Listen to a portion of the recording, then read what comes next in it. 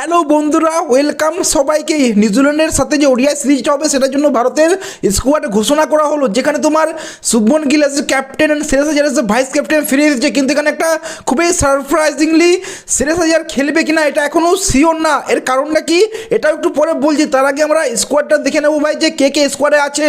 তো শুভমন গিল ক্যাপ্টেন আছে, Rohit Sharma, Virat Kohli, KL Rahul wicket keeper, Shreyas Iyer vice captain, ওয়াশিংটনে সুন্দর আছে, রবীন্দ্র জাদেজা আছে, মোহাম্মদ সিরাজ, হর্ষিত রানা, প্রসিদ্ধ কৃষ্ণা, কুলদীপ যাদব, ঋষভ পান্ত, উইকেট কিপার একজন ব্যাকআপে আছে নীতিশ কুমার রেড্ডি, হর্ষদীপ সিং জয়সওয়াল। তো এখানে তোমরা দেখতে পাচ্ছ ভাই যে Shubman Gill as a captain and Shreyas Iyer as a vice captain আছে। এখানে তোমার শ্রেয়াস আইয়ার ভাইস ক্যাপ্টেন আর হার্দিক পান্ডিয়াও নেই।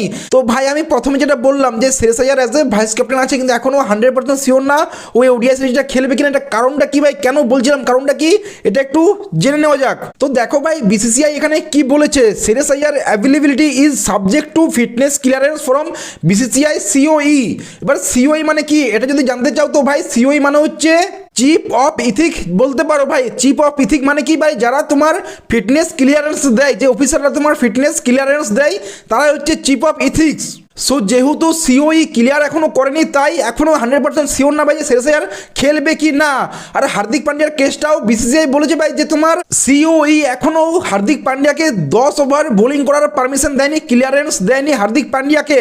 আর এছাড়া তোমার টি20 ওয়ার্ল্ড কাপটা আছে, এই জন্য হার্দিক পান্ডিয়াকে এতটা চাপ দিচ্ছে না, এতটা ওভারলোড দিচ্ছে না, এই জন্য ভাই হার্দিক পান্ডিয়া জায়গা পায়নি। আর শ্রেয়াস আইয়ার কেসটা বললাম তোমরা জানলে অলরেডি। কিন্তু এখানে আরেকটা সবচেয়ে বড় কোয়েশ্চেন আসে ভাই যে তোমার ঋতুরাজ গায়কোয়াড় কেন নেই, ঋতুরাজ গায়কোয়াড় কেন নেই ভাই। আমি প্রথমে বলেছিলাম, আমি অনেকদিন আগে বলেছিলাম, 7-8 দিন আগে আমি বলেছিলাম যে ভাই ওডিআই সিরিজটা কী হবে সেটাই হয়েছে। আমি বলেছিলাম যে শ্রেয়াস আইয়ার আলে তোমার ঋতুরাজ গায়কোয়াড় চান্স পাবে না, আর সেটাই হলো। এটাই হওয়া স্বাভাবিক ব্যাপার ছিল ভাই। তুমি 15 জনের দল ঘোষণা করছো যেখানে তোমার ঋতুরাজ গায়কোয়াড় রান করলেও সেঞ্চুরি করলেও ভাই থাকবে না। আমি তখনই বলে দিয়েছিলাম, কারণ একটাই, শ্রেয়াস আইয়ার ফিরলে ভাই ঋতুরাজ গায়কোয়াড়ের কোনো চান্স নেই। যদি শ্রেয়াস আইয়ার ক্লিয়ারেন্স না পাই, সিও এর কাছ থেকে ক্লিয়ারেন্স না পাই, তাহলে আমি এখনও বলছি ভাই ঋতুরাজ গায়কোয়াড় আবার ফিরবে। ঋতুরাজ গায়কোয়াড় ফিরবে আর মানে নাম্বার 4-এ খেলবে। আরেকটা কোয়েশ্চেন আসছে ভাই যে মোহাম্মদ শামিকে এত সুন্দর একটা ফর্মে আছে, সেও কোনো চান্স পেলো না। তো ভাই ওকে আর দেখছে না, বিসিসিআই ওকে আর দেখছে না ওয়ার্ল্ড কাপের জন্য, ওডিআই ওয়ার্ল্ড কাপের জন্য।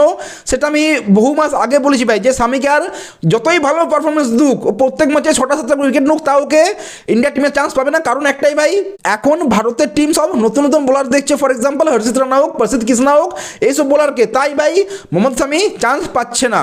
এছাড়া ভাই তোমার রিঙ্কু সিংও জায়গা পায়নি, যেটা আমি একটু সারপ্রাইজ হয়েছি। রিঙ্কু সিংকে জায়গা দেওয়া উচিত ছিল আমার মনে হয় নম্বর 5-এর জন্য ভাই, খুবই একটা ভালো প্লেয়ার। সো রিঙ্কু সিংকে একটা জায়গা দেওয়া উচিত ছিল, রিঙ্কু সিং জায়গা পায়নি। এটা একটু তার সাথে বরুণ চক্রবর্তী, মানে KKR ভাই বরুণ চক্রবর্তী না তোমার রিঙ্কু সিং কেউ জায়গা পায়নি এখানে। কেবল হর্ষিত রানা পেয়েছে আর জসপ্রীত বুমরাহ আর হার্দিক পান্ডিয়া পায়নি, যেটা আমি প্রথমে বলেছিলাম ভাই, যেটা আমি ভাই অলরেডি বলে দিয়েছিলাম যে ওডিআই সিরিজটা কি হবে সেটাই হয়েছে। বুমরাহ হার্দিক পান্ডিয়া জায়গা পায়নি, না পেয়েছে তোমার ঋতুরাজ গায়কোয়াড়। আর যাদেরকে বলেছিলাম ভাই তারাই পেয়েছে। ইভেন ঋষভ পান্ত, এখানে আমি সারপ্রাইজ ভাই, আমি বলেছিলাম ঈশান কিষান জায়গা পাবে, সেখানে তোমার ঋষভ পান্ত জায়গা পেয়েছে, এটা আমি একটু সারপ্রাইজ। আমি তো ভেবেছিলাম ভাই ঋষভ পান্তকে এরা দেখছে না, as a cable test cricketer হিসেবেই একে দেখা হচ্ছে ঋষভ পান্ত। কিন্তু এখানে ওডিআই সিরিজেও ঋষভ পান্ত চান্স পেলো, এটা একটু দেখে ভালো লাগলো। সত্যি কথা বলতে দেখে তো আমাকে অ্যাটলিস্ট ভালো লাগলো। আর হার্দিক পান্ডিয়া নেই, তাই তোমার ভাই নীতিশ কুমার রেড্ডিও ফিরেছে, ব্যাক করেছে।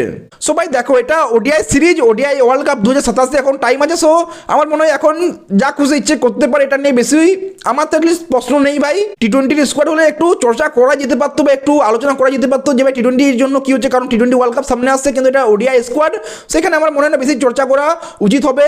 যেটা আছে কোচ, সিলেক্টর, ক্যাপ্টেন যেটা ভাবছে সেটা আই থিঙ্ক ঠিকই ভাবছে। এখন আপাতত ওরা দেখছে ভাই, যেমন পান্তকে চেক করছে ভাই, প্লাস ভাই জয়সওয়াল অ্যাজ এ ব্যাকআপে আছে। সেটা তোমার শুভমন গিল হোক, রোহিত শর্মা হোক, যদি কারো চোট লেগে যায় বা কিছু হয়ে গেল, তাহলে জয়সওয়াল অ্যাজ এ ওপেনিংয়ে ব্যাকআপ আছে, এটাও একটু দেখে ভালো লাগলো। সো যাই হোক এটা হলো তোমার স্কোয়াডটা। এই নিয়ে তোমরা কি বলো কমেন্টে জানাও। ভিডিও ভালো লাগলে লাইক, শেয়ার, সাবস্ক্রাইব করতে দেখা হচ্ছে পরবর্তী ভিডিও। Take care, see you.